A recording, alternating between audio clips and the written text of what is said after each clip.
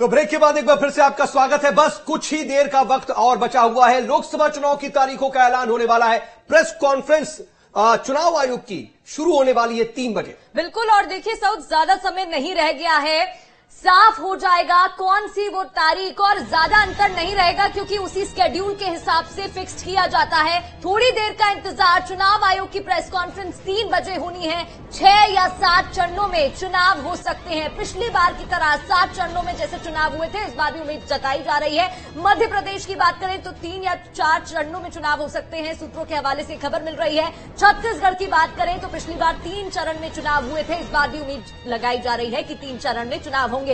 बस्तर की बात करें तो आदिवासी बाहुल्य क्षेत्र है और नक्सल प्रभावित इलाका है। ऐसे में उम्मीद जताई जा रही है कि एक चरण का चुनाव स्पेशली यहां पर कराया जाएगा।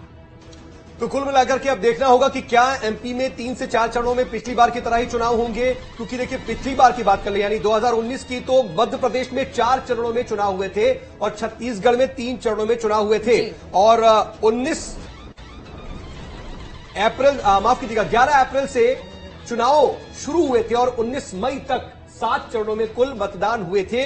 और मध्य प्रदेश और छत्तीसगढ़ की बात कर ले तो मध्य प्रदेश में 4थे, 5वें, 6ठे और 7वें चरण में मतदान हुआ था, जबकि छत्तीसगढ़ में 3 चरणों में मतदान हुआ था। और इस बार भी उम्मीद जताई जा रही है कि छत्तीसगढ़ में 3 चरण में चुनाव हो सकते हैं।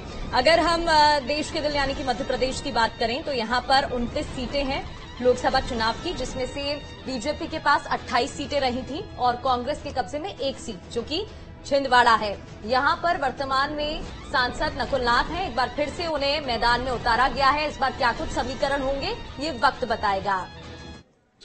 तो देखिए चुनावी शेड्यूल क्या रहने वाला है इस पर नजर तो है, लेकिन पिछली बार क्या रहा था 2019 में अगर मध्य प्रदेश की बात कर ले तो 4थे, 5वें, 6ठे और 7वें यानी कि 4 चरणों में मतदान हुए थे। बिल्कुल, ग्राफिक्स के जरिए आपको टीवी स्क्रीन पर जानकारी दे रहे हैं। 2019 की हम बात करें, 4थे चरण में 29 अप्रैल को 6 सीटों पर वोटिंग हुई थी।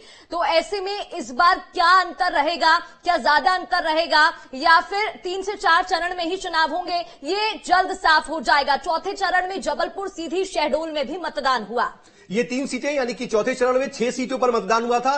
3 सीटें ये रही, उसके अलावा मंडला, बालाघाट और छिंदवाड़ा ये तीसरी और सीटें रही, यानी कि कुल 6 सीटों पर 4थे चरण में मतदान हुआ था। इसके अलावा 5वें, 6ठे और 7वें चरण में भी मतदान हुआ। 5वें चरण की में भी 6 मई को हुआ था मतदान और 7 सीटों पर वोटिंग हुई थी। वो 7 सीटें कौन थी बता रहे, 5वें चरण में टीकमगढ़, दमोह, खजुराहो में वोटिंग हुई थी। इसके अलावा बाकी की जो 4 सीटें हैं वो आपके सामने हम ग्राफिक्स नजर रखते हैं। सतना, रीवा, होशंगाबाद और बैतूल में 5वें चरण में वोटिंग हुई थी। इसके बाद 6ठा चरण। बिल्कुल साउल, मेरे को मुझे करेक्ट करिएगा यहाँ पर। जैसे कि हम ये 3 से 4 चरण में चुनाव देख रहे हैं, ऐसे में जो ग्वालियर चंबल संभाग की सीटें, जैसे भिंड की हम बात करते हैं, जहां से पिछले विधानसभा चुनाव में भी खबर आई थी कि यहाँ पर कुछ घटनाएं हुई और असामाजिक तत्वों द्वारा घटनाओं को अंजाम दिया गया।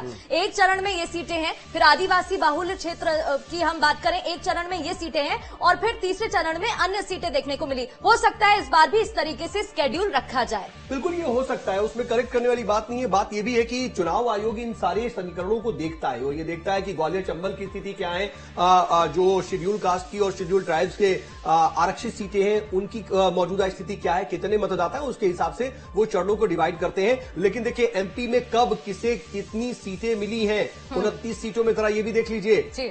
2019 में बीजेपी को 28 और कांग्रेस को 1, यानी कि एक बड़ी राहत मिली थी। बीजेपी को 29 में से 28 सीटें जीत करके बड़ा मैंडेट लिया था लोकसभा के चुनाव 2019 में। अब यहाँ पे 2 बात समझने की है, 2 पहलू ऐसे हो जाते हैं कि एक तो बीजेपी का कॉन्फिडेंस हाई होगा और उतना ही प्रेशर ज्यादा हो जाएगा कि इस बार, क्योंकि 29 में से 29 सीटें अपने खेमे में लानी है, अपने कब्जे में करनी है, ये कोशिश है। और कांग्रेस के पास उतना ही ज्यादा कहीं ना कहीं प्रोपोर्शनल बढ़ाना है, तो ऐसे में डिफिकल्ट सिचुएशन हो जाती है। हालांकि इस बार